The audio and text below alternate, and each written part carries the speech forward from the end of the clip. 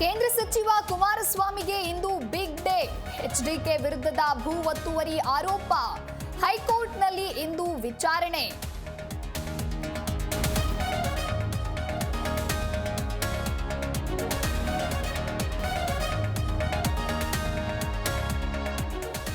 ನಂದೇ ನಾಯಕತ್ವ, ನಾನು ಮಾಸ್ ಲೀಡರ್, ಪಕ್ಷದಲ್ಲಿ ನನ್ನ ವರ್ಚಸ್ಸು ಇದೆ ಎಂದು ವೈರಿಗಳಿಗೆ ಡಿಕೆಶಿ ಕೌಂಟರ್.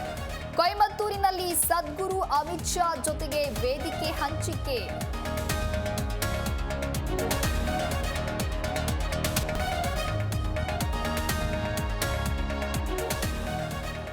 ರಾಜ್ಯಾದ್ಯಂತ ಶಿವರಾತ್ರಿ ಉತ್ಸವ ಬಲು ಜೋರು. ರಾತ್ರಿ ಪೂರ್ತಿ ನಿದ್ದೆಗೆಟ್ಟು ಜಾಗರಣೆ ಮಾಡಿದ ಭಕ್ತರು. ರಾಜ್ಯದ ಪ್ರಮುಖ ದೇಗುಲಗಳಲ್ಲಿ ಜನಸಾಗರ.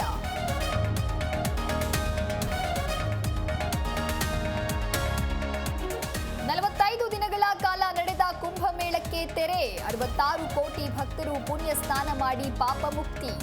ಆಗಸದಲ್ಲಿ ತ್ರಿಶೂಲದ ಚಿತ್ತಾರ ಮೂಡಿಸಿದ ಸುಖೋಯ್.